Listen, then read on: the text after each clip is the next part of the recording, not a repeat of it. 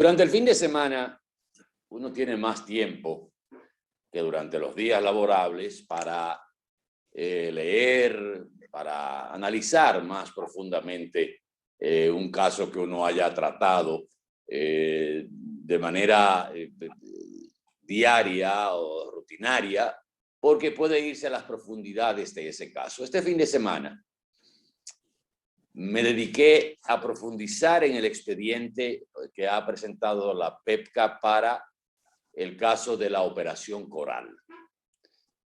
Ya ustedes vieron el pasado jueves cuáles eran las objeciones que decía Juan Sebastián que tenía con el expediente, la filtración del mismo a los medios de comunicación en un proceso que no debía hacer, y el manejo que se le ha dado desde hasta de la misma redacción que señalaba Juan, con errores que él entiende que se han cometido en esas redacciones, pero me fui más al fondo.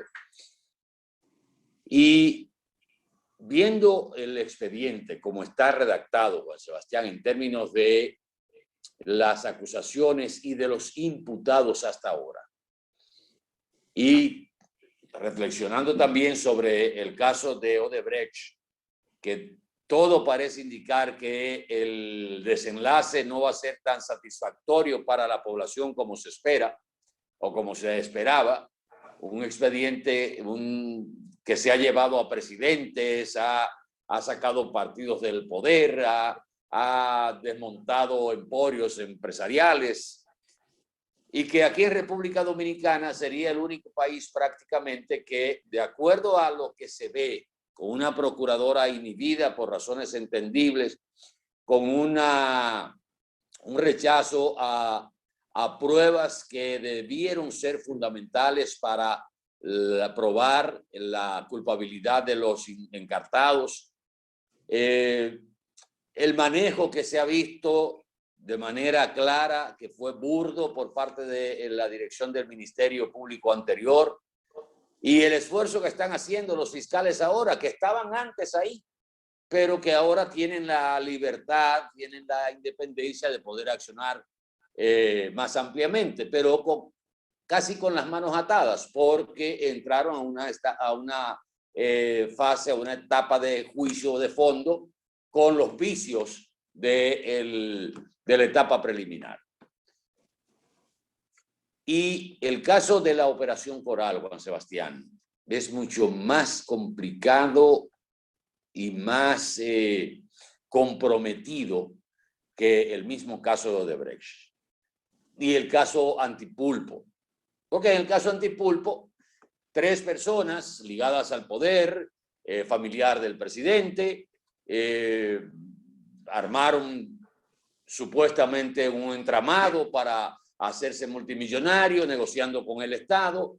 Y bueno, esas son 3 personas o 4 y varias empresas que pertenecían o pertenecen a esas personas. Pero en el caso de la Operación Coral, lo que uno ve es que de seguir a profundidad las investigaciones, Juan Sebastián, este es montar una estructura que viene muy de atrás y muy profunda, porque estaría tocando algo que todos los gobiernos le han dado de lado, que es el tema de la corrupción en el área de las instituciones castrenses y de la Policía Nacional.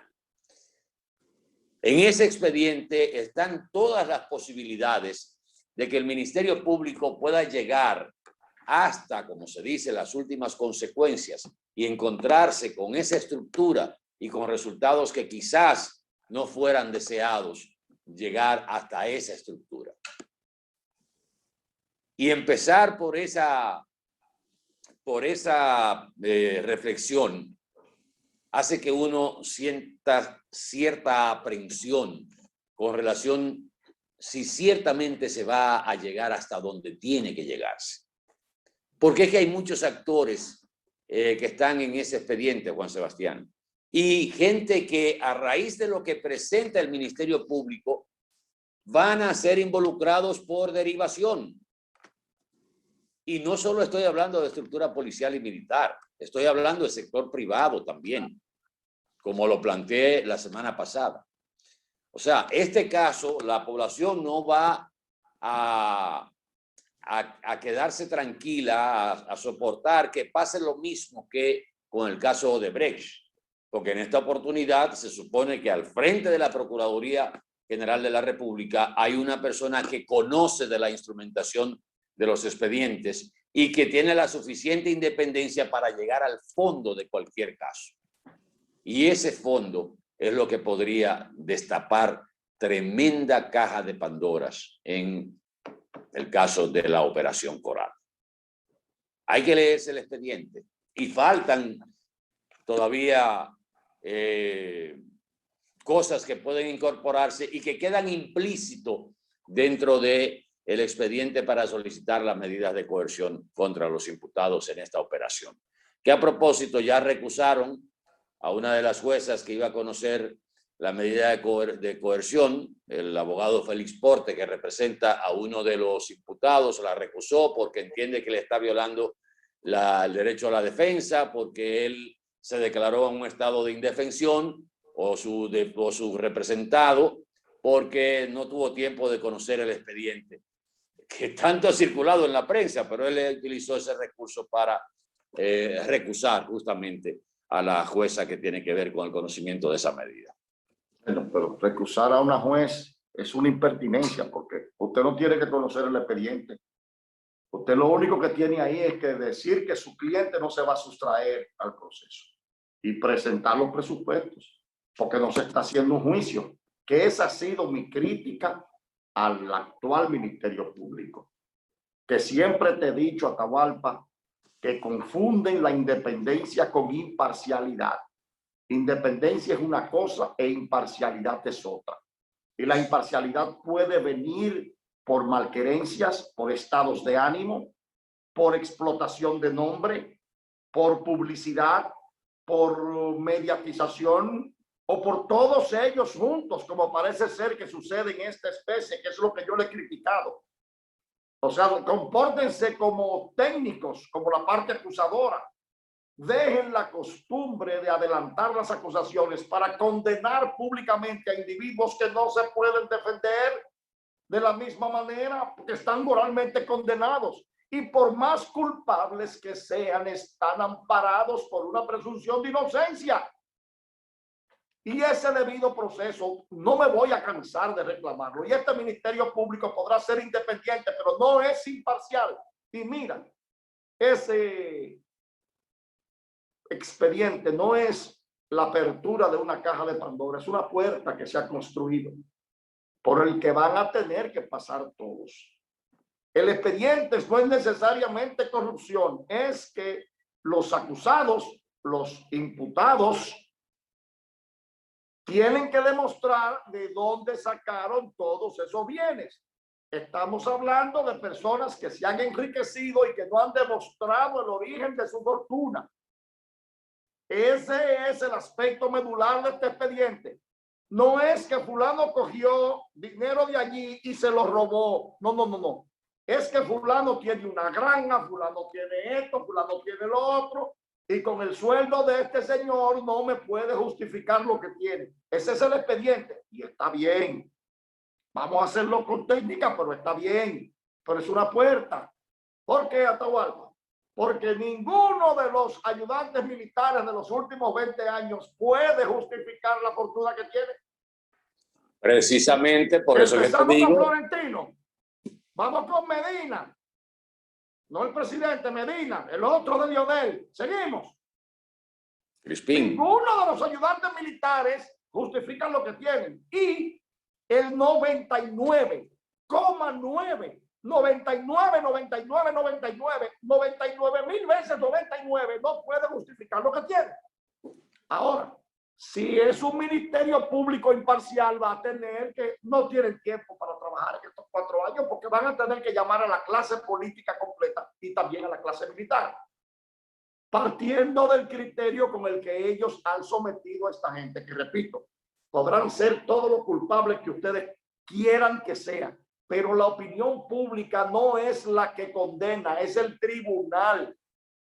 hay que respetarle a ese los derechos como debieron habérselos respetado a tu amigo, el de Mao, el que estuvo preso por el lío de a Leonardo Faña, a todos, a la gente de los de Brecht, a todos, porque es proceso debido ahora. Pruebe, llévalo a fondo y vamos a condenarlo porque hay que dar el ejemplo, pero vamos a hacerlo bien. Pero no me hable de que tú eres independiente y me venga a decir que también eres imparcial, porque solo te estás enfocando en un error, porque nadie me dice a mí que esta lucha contra la corrupción no tiene un matiz sentimental que cruza la raya de lo político. Y no estoy acusando al gobierno en eso. Ahí hay otros sectores que no son el presidente Abinader y no son el PRM. Y hay un matiz político. Fíjate cómo en una acusación la redactan a Atahualpa para decir que el eje del mal era el expresidente Medina, pero no lo someten. Bueno, pues esa parte, justamente por hasta donde podría llegar el expediente, fue justamente lo de la reflexión sobre el caso. Mira, en el fin de semana conversaba con un amigo que me voy a reservar el nombre y me planteaba una situación que no se ha comentado en los medios de comunicación en medio del año de la pandemia, donde se han tomado una serie de acciones o decisiones para apoyar a la gente que quedó sin empleo, que fue suspendida todavía. En la parte del programa fase 1, que ya concluyó y que el presidente dijo que no se iba a continuar, sino que se iban a hacer una especie de ayudas focalizadas. Ahí hay como 50,000 personas que todavía no han podido ingresar en el tejido productivo porque sus empresas no han vuelto a abrir o están todavía trabajando con una parte. Bueno, el que ya no ha abierto es porque no va a abrir. Eso lo decíamos nosotros, que de la cantidad de empresas, sobre todo pequeñas, medianas y micro, que habían cerrado, una buena parte no iba a poder volver a trabajar porque las deudas se lo comían. Los alquileres, los intereses, los préstamos, todo eso no iban a poder sostenerse porque son empresas que trabajaban el día a día, el mes a mes para cumplir con compromisos. Y todavía se habla de que hay 50,000 personas en esa fase. Y ese tema que me lo trató el amigo, no sé qué raro, no salió a relucir. Y es el de los depósitos a plazos fijos que tienen algunos dominicanos que lograron, ya sea por su retiro de una empresa, por sus prestaciones laborales o los derechos laborales, lograron obtener una cantidad de dinero, $500,000 de pesos, $1,000,000 de pesos, y lo depositaron en una institución bancaria o en una institución mutualista y estaban recibiendo un interés probablemente entre un 8 y un 9%, dependiendo a qué tiempo usted pone ese dinero a plazo fijo y la cantidad de dinero. Aquella vez, en medio de la emergencia económica, se habló hace ya varios años de ponerle un impuesto temporal a los intereses que recibían los ahorrantes o los ahorristas de ese dinero que estaba a plazo fijo. Y se colocó un 10% para el Estado dominicano. En economías desarrolladas, como Estados Unidos, por ejemplo, se trata de desincentivar el dejar dinero ocioso en un banco y por eso se gravan los intereses que reciben los propietarios de esos depósitos, porque les interesa que ese dinero salga a la calle a producir, a crear empleos, a generar riquezas y que no esté ahí guardado en una caja. Pero en República Dominicana hay mucha gente que vendió una casa o recibió sus prestaciones laborales o cualquier tipo de actividad le generó cierta cantidad de dinero y no es gente que es dada a correr el riesgo. Dice, bueno, ya yo con este dinero me mantengo bien, no me voy a poner a los 70 o 60 y pico de años a inventarme un negocio. Y los intereses, Juan Sebastián y amables amigos, han bajado prácticamente a la mitad de lo que se le pagaba a la gente que tiene esos ahorros. Quizás estaban recibiendo un 8%, un 7%, pero ya le están pagando un 3 y un 4%, que es la mitad de lo que recibían. Y de ese 8% le quitaban el 10% y del 3% le están quitando el mismo 10%. Y me decía ese amigo que las autoridades debían tener en cuenta que hay una gran cantidad de personas envejecientes que viven de esa renta y que han visto afectados sus ingresos justamente por la reducción de los intereses, que nos beneficia a una parte, pero perjudica a esa parte. Y sin embargo, eso nunca se ha tocado, nunca se ha hablado, se ha dejado, como ese sector no es escandaloso y hasta cierto punto es minoritario, pues no se ha tomado en cuenta. Y pienso que el gobierno debía tomar en cuenta esa situación que se está dando con esas personas que la mayoría son envejecientes y que, bueno, una cosa es que fulanito súper rico tenga 100 millones frisados en el Banco Central o en una institución privada que es fácilmente identificable, y otra cosa son esos ahorrantes que depositaron ese dinero a plazo fijo, que estaban recibiendo 8 o 10 mil pesos mensuales y que ahora están recibiendo 4 o 5 mil pesos mensuales, menos el mismo 10 que le está cobrando el gobierno dominicano. Aquí nada es temporal.